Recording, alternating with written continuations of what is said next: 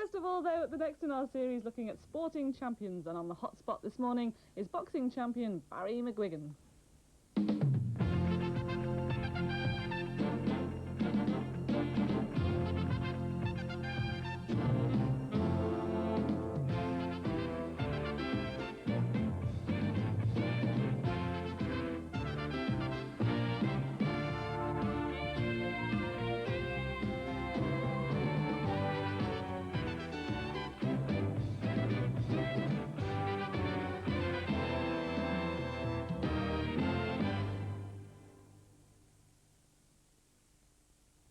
Knowing that you're the best in the whole wide world, I mean, that's something else. When you sit down and think about it, you're the best, nobody else, the whole world. That's something else, I'll tell you. That's some feeling. Barry McGuigan is the boxer who, for some of sport's purest and most fleeting moments, united trouble-torn Ireland. In 1985, he became the featherweight champion of the world. After 2 successful defences, he lost the title in the desert heat of Las Vegas. But he remains one of the country's most popular champions, though now he trades on homely charm rather than punches. Both those skills were learnt in Barry's native Clonus. My father was in a show band, and my mother had a grocery shop, and so our kitchen was like an open kitchen, a big country kitchen, just on the outskirts of the town. And, I mean, I used to come down in the morning and say to my brother, "How's your man having breakfast with us?"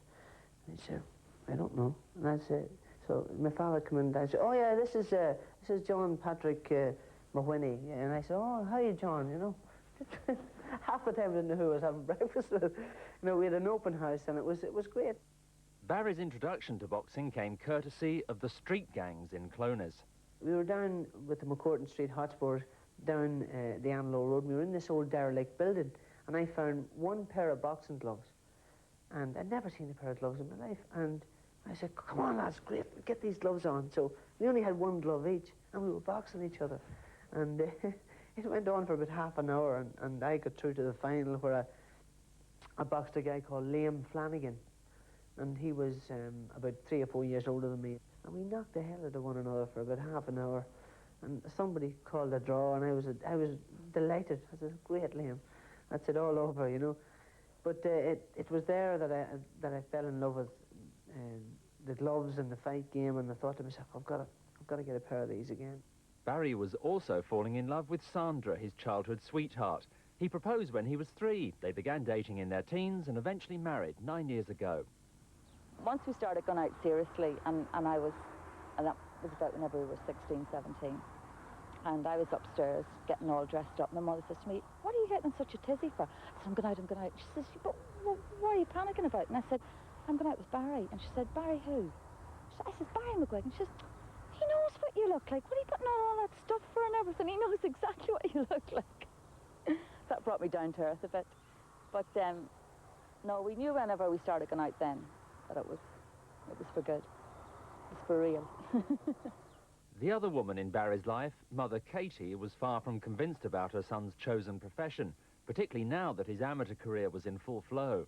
She never liked boxing, never did like it. Eventually we convinced her to come along, and she came to one fight one night, and I was boxing in the Ulster senior featherweight final. She walked into the door in the Ulster Hall, and she walked down the hall. Just as she walked down, my fight had started, and it was the beginning of the second round, and she'd arrived late, and she was walking down the hallway with my wife, my girlfriend at the time, and she walked, and this guy that I boxed was a guy called Kenny Bruce, and he was nicknamed the Enniskillen Billy Goat, and I never understood why. And I put him back to the ropes, and I bounced into the ropes, and I hit him with a left jab to the head, and he bounced off the ropes, and his hands were like this, and I thought, I'll go for a right hand to the body, and I threw the right hand to the body, and he dropped his head, and he hit me smack between the eyes with his head, and it was the first time I was ever cut, and it was the most horrific cut you've ever seen, and the thing just lay open on 7 stitches, and the blood poured out of me. My mother walked and she went, "Oh my God," and she turned and walked out to the door, and it took us an hour and a half to find her, so she never came to another boxing match. Mum stayed away, but another influential figure appeared at ringside. By now, Barry had won all but 3 of his 90 amateur bouts, The promoter Barney Eastwood spotted his potential and persuaded him to turn professional in 1981.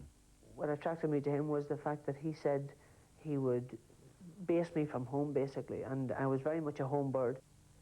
And I thought, well, this is great, that's what I want to do. I want to fight at home, I want to be regularly kept busy and train at home. And, you know, we'll bring the mountain to Muhammad sort of thing. And that was what I wanted. And he also was obviously a businessman and very suave and knew how to talk to me. And, you know, and I signed up with him. A year later, Barry fought a Nigerian boxer, Young Ali. Again, the opponent was knocked out. This time, he never got up. Young Ali went into a coma and died 6 months later. I had to make my mind up whether I wanted to fight again or not. And my wife was heavily pregnant and working 5 days a week to keep me. We had no money, and I had no other means of earning an income, so I had to make my mind up. And I decided that I would have another go at it after talks with my family and very close friends and my very good friends at Poor Clare Nuns in Belfast. And you know, they helped me through it, and it was a tough time. And I'll never forget him. I pray for him now as well.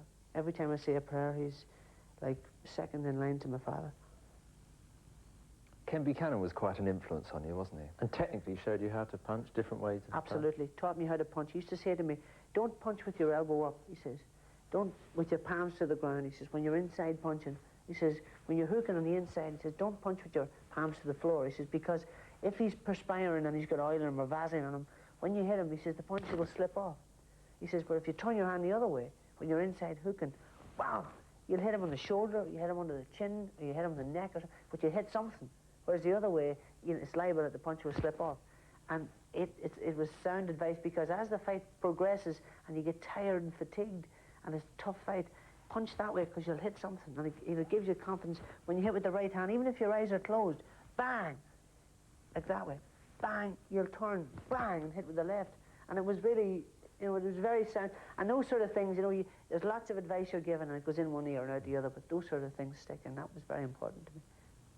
What is it like to dominate your opponent and throw the perfect punch? When you throw one particular punch that does the business and knocks the guy out, you know when the right punch is delivered, because you feel it up your arm. It goes right up your arm. So you hit a guy, bam! And the gun shield goes flying out. It's going to be... You feel it like a little tingle right up your arm. You can feel it. And any fighter will know when he's hit the guy with the perfect shot, and he will walk away from his opponent when he knows he's done, because he can see that the damage has been done. But it's all about not looking for it. You don't look for it and it happens. If you go out there looking for a big punch, you know, it won't come. And you always know when you've delivered the right shot. First of all, the guy is going to collapse in front of you, and the other thing is you'll feel the tingle right down your arm. But I think the most exhilarating thing about the fight game is being able to not necessarily knock the guy out with one shot, but being able to totally dominate him with punches and not be hit in return. Barry continued to dominate the featherweight division. 26 victories in 27 fights, set up a world title showdown in June '85. The venue, Queen's Park Rangers Football Stadium. The opponent, Eusebio Pedrosa from Panama. Yeah, that was nice. Never forget it. We still hold the record for any fight in this country. 21 million people watched it. And nobody has surpassed that as yet. What a night. Fabulous. It all seemed to just come right. I remember the fight like it was yesterday, and it was fabulous, a fabulous occasion. In fact, I trained for months and months, in fact years, knowing that when my turn came around he'd still be there. And of course, right enough, he was there when my chance came, and we got it together. And I watched him for months and thinking, you know, what can I hit this guy with? His defence was so good, you know. And I remember thinking to myself, the right hand is the only thing. And I practiced and practiced to try this right hand. And the fights didn't start off very well. In fact, he hit me so often in the first 3 rounds, I thought I was surrounded. But I got back into it, and I kept on top, and I felt in control, and I was in the centre of the ring. And I hit him with that right hand in the 7th round, and that was the turning point in the fight for me. That punch floored Pedrosa, and though the proud Panamanian lasted the full 15 rounds, the decision could only go one way. Barry McGuigan was crowned featherweight champion of the world. Looking back on it, that was the night. There was never to be another night. And although I tried desperately hard to get my adrenaline as high as it was going into that fight, it never was. That was the pinnacle, and after that, everything was sort of downhill, you know. And although I trained every bit as hard and worked very, very hard and hoped and prayed that I would be as good and that my defences would be as good, you know, the atmosphere was never the same again. And, you know, I don't even know whether I was the same again after it. I think in the back of my mind I knew that I'd reached the top. And it's one thing getting there, it's another thing staying there. And I stayed there for a year, and a year and a bit. And I really believe I could have stayed there longer had I not been brought to Vegas.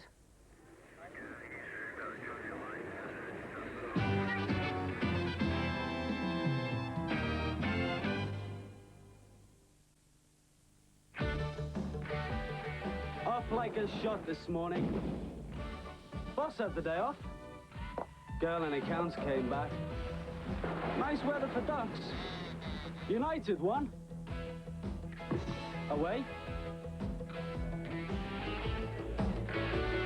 Pint of dry blackthorn, please.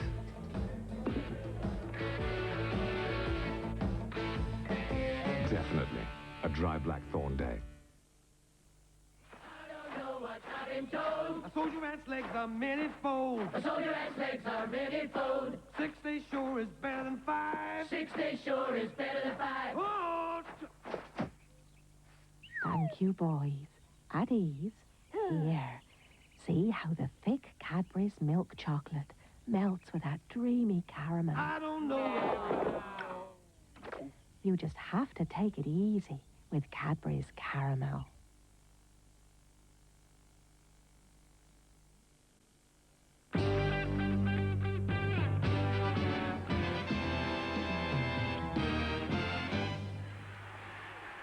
The 23rd of June 1986, Las Vegas, the day Barry McGuigan lost his world title in the desert heat of the Golden Mile.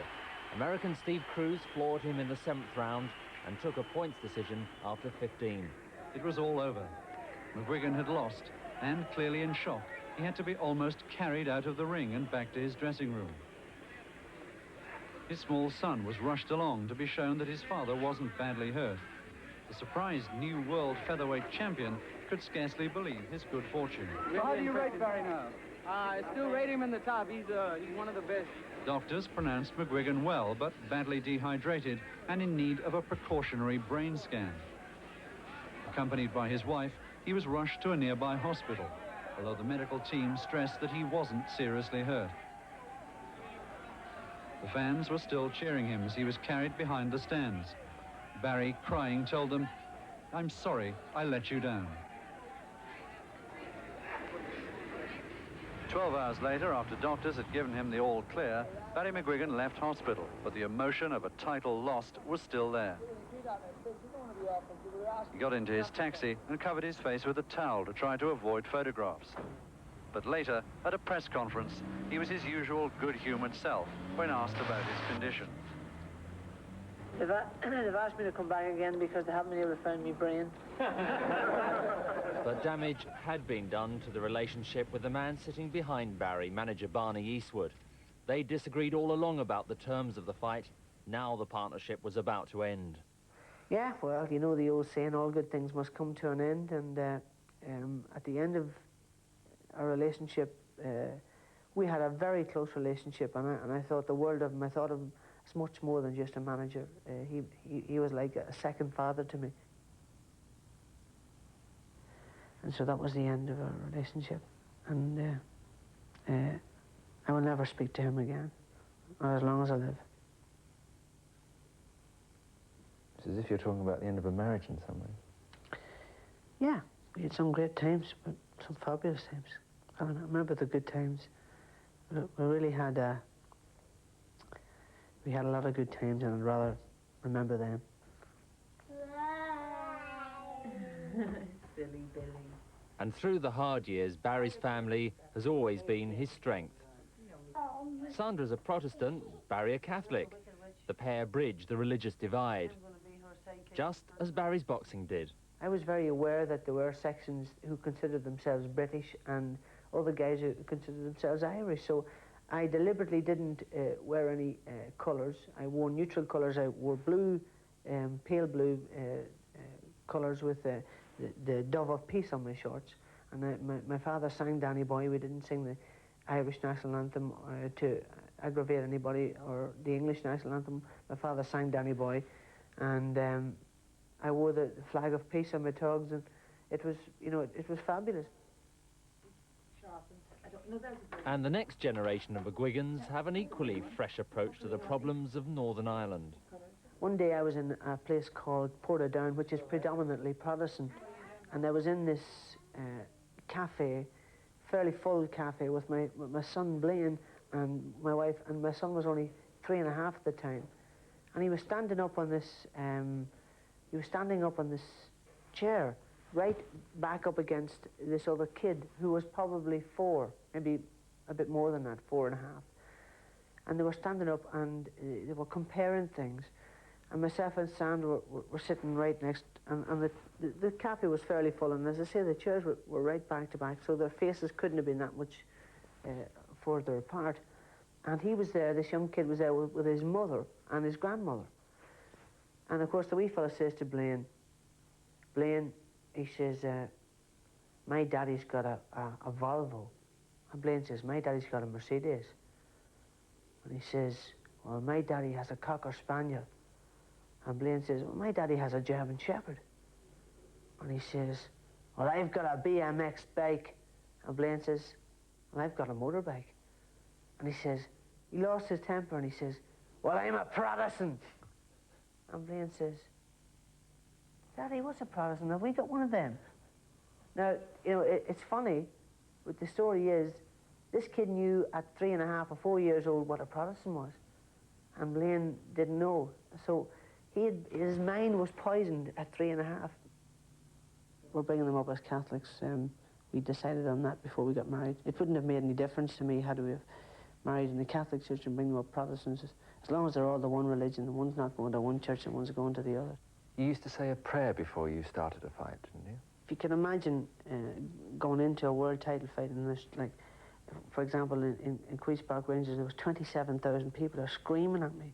And I sometimes got more punches going to the ring than I got in the fight, and coming back out of it. You know, the people, boy, go on, best of luck. I said, leave me alone. So we had a load of people around me, protecting me, or trying to protect me going into the ring, but it never worked. And I mean, the excitement was fabulous, but they were screaming. You can imagine this noise, and I was going to the ring, and I would deliberately try to switch myself off from it. And what I would do is, I used to have a friend of mine who was very close to me, and he was a guy in Belfast called McCormick, and he used to, the two of us going to the ring, he'd say the prayer with me over and over again, and it was only a little simple prayer, but it meant a great deal to me. Do you want me to say it for you? I used to say, Angel of God, my guardian dear, to whom God's love commits me here, ever this day be at my side, to light, to guard, to rule and guide, amen. And ever this day was underlined, ever this day be at my side, to light, to guard, to rule and guide, amen.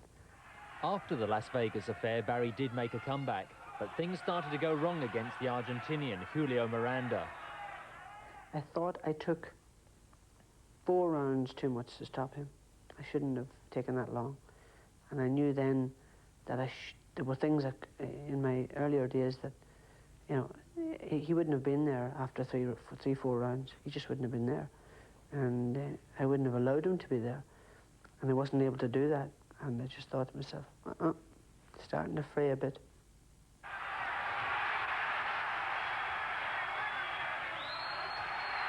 And the gun shield goes flying out. It's going to be stopped, I think. Any second, somebody's thrown something in the ring there. It looks like the Argentinian's thrown a towel in. And it's all over in the 8th round. And I fought McDonald, who I didn't think was a great fighter, and decidedly average. And I lost. And I didn't think that he had beaten me, and it was a very even fight. And my eye cut, and it was a horrendous-looking cut, and the referee stopped the fight. But he was right. It was a dreadful-looking cut. And anyway, I performed so badly, I was disgusted with myself.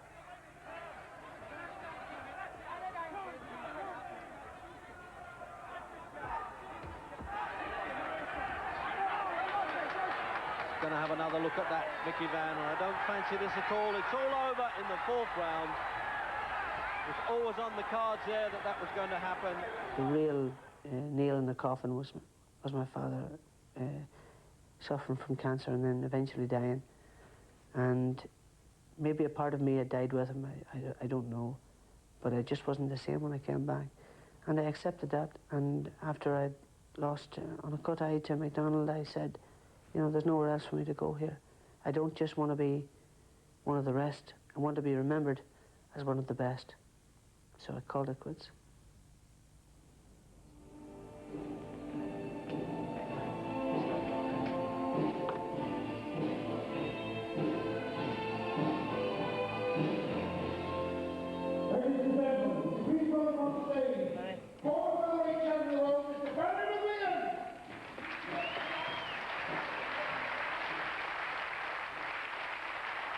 Now Barry is a fully-fledged media personality.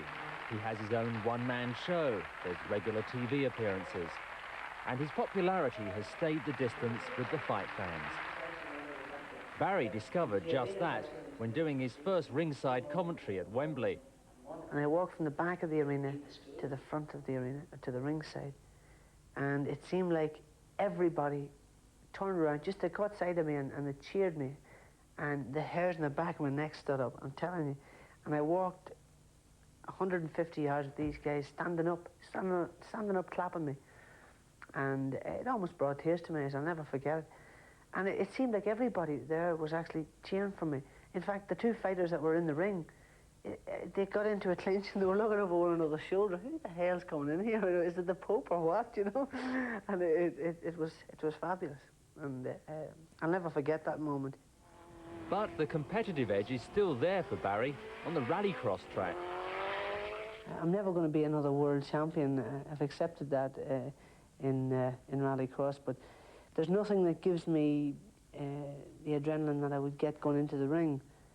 But this is the nearest thing. When I'm sitting on the start line with a high revving car on either side of me, then I'm really fired up, you know.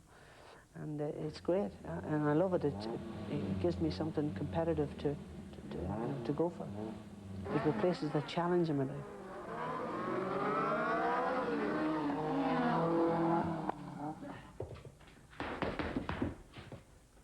But boxing will always be Barry's first love, though he harbours a serious concern for the future of the professional sport. I would advise any young kid that's going to turn professional and has got talent.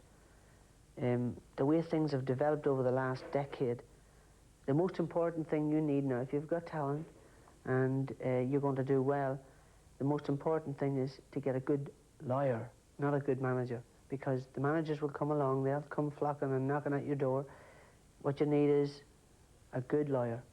That's the most important thing. There are a lot of rules need to be changed in the British Boxing Board of Control, and I'd like to sit down with some of the officials and try and change the rules. There are a lot of seedy characters involved in big-time boxing, and they needed to be all rooted out, and the game needs to be straightened out as best as it can. But having said that, Andy, where there's money involved and big-time money, you know, there's going to be all sorts of bent people. He was always an old head on young shoulders. He was always too sensible, if you know what I mean. I mean, he's sensible now because he's grown up. I mean, he's got older. But he was that sensible when he was like 14, 15. And I'm happy. Hey, listen, my father said to me, you know, how do you know if you've been a success in your life? And I said, I don't know, Daddy. How do you know? He says, you've been a success, son, he said, if you've made people happy. And I think I've achieved that. And everywhere I go, whether it be in Cornwall or whether it be Clonus, they all know me, and it's great. And I hope that it remains that way. Because it meant something to me to be a champion of the world, and They really made me feel like king for a year and a half. You still listen to Danny Boy? Oh yeah, it means a lot to me. I can't listen to my father singing it yet because it gets to me too much. But I listen to it, and it's my song. I can never forget that.